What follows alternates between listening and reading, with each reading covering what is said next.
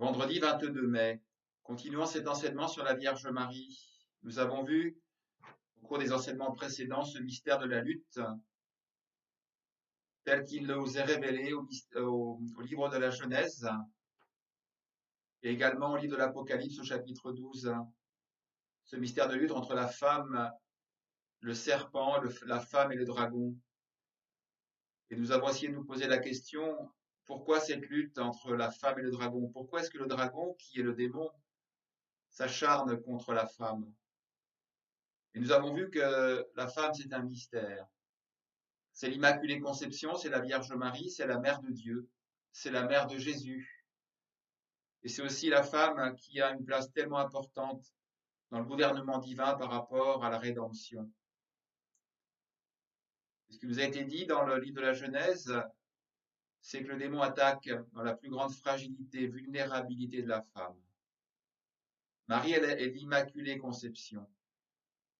Et nous savons bien que la fragilité la plus grande d'un être humain, c'est au moment de sa conception, au moment de sa naissance. Il y a une fragilité radicale puisque à ce moment-là, nous dépendons radicalement de notre mère. Il y a une dépendance radicale, donc une vulnérabilité radicale.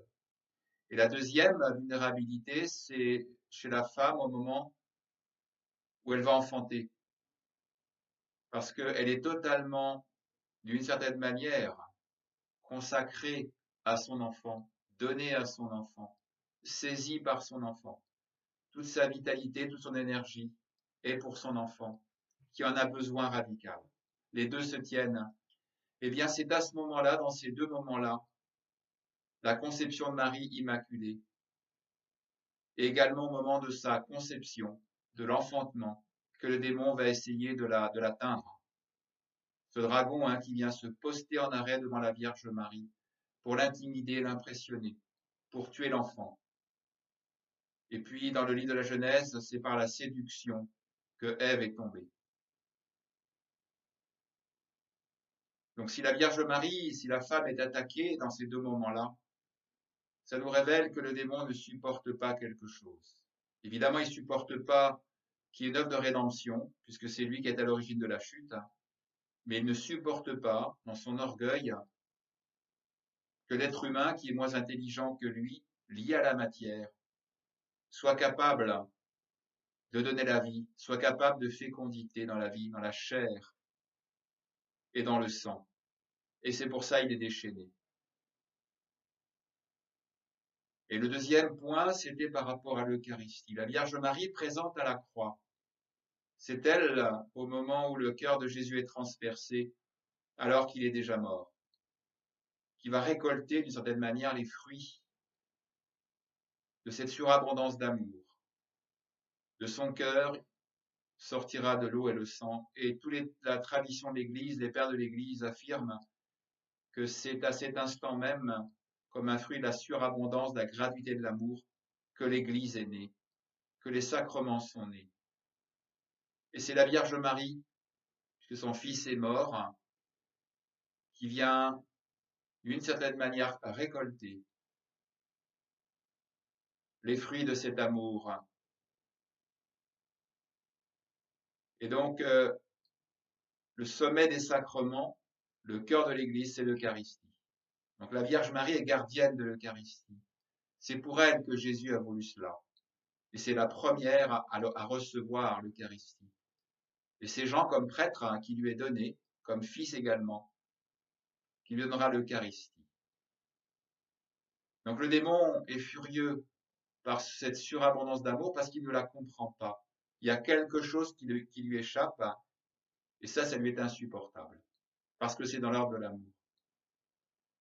Et c'est de cette manière-là que Jésus a voulu se rendre présent au milieu de nous jusqu'à la fin du monde tel qu'il a dit. N'oublions pas que l'Eucharistie nous aide à cheminer. L'Eucharistie, c'est le fruit de la fécondité, de l'amour surabondant, de l'offrande sacrificielle du Christ.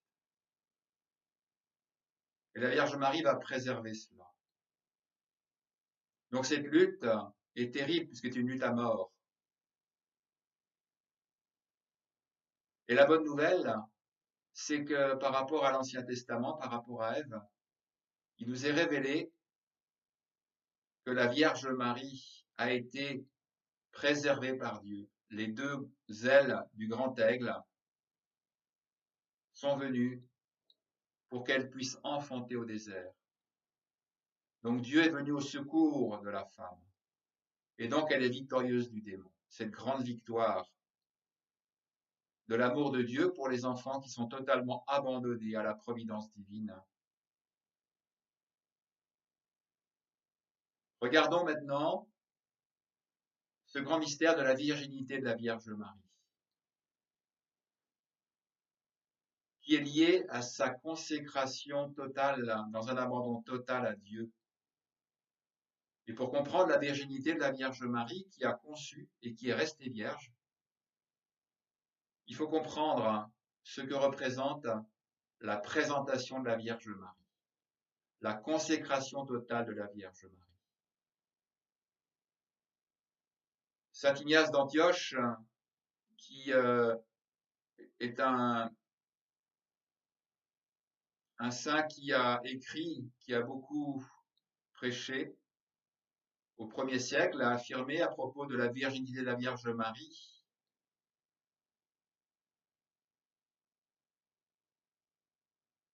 que la Vierge Marie est véritablement de la race de David selon la chair. Elle a mis au monde le Fils de Dieu selon la volonté et la puissance de Dieu. Que notre Seigneur est véritablement né d'une vierge.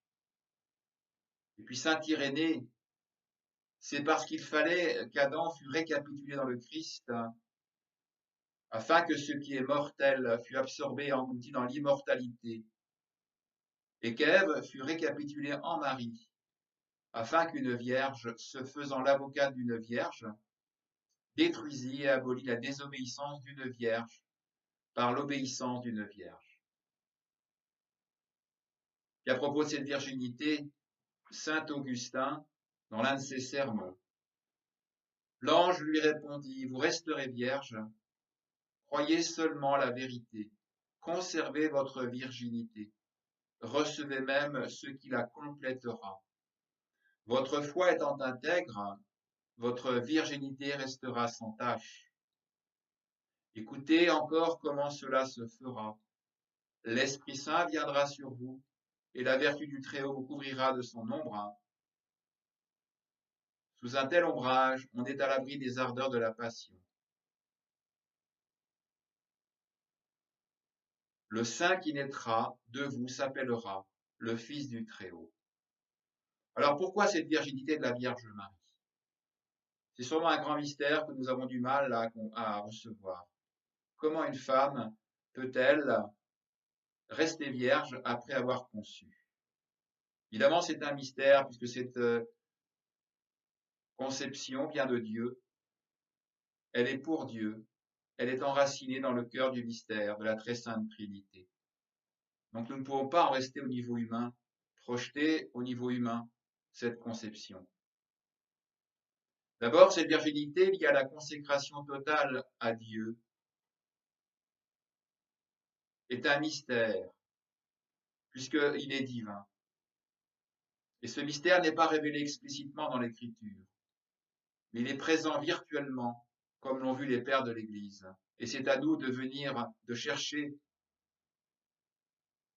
comment il est caché dans l'Écriture et de le mettre en lumière. Saint Luc, dans le récit de l'Annonciation, nous rapporte que Marie répond à l'ange, « Je ne connais point d'homme. » Or, elle est fiancée à Joseph. Alors comment comprendre cela? Répondant, « Je ne connais point d'homme » alors qu'elle est fiancée à Joseph. Il y a là une contradiction apparente, puisque quand l'ange lui annonce qu'elle sera mère, la réaction première de Marie est de dire qu'elle ne comprend pas. Ainsi, en disant cela, Marie révèle son secret. Elle nous fait comprendre qu'elle est totalement consacrée à Dieu et que la rencontre avec Joseph ne s'est pas opposée à cette consécration. Tout ça, c'est la sagesse de Dieu.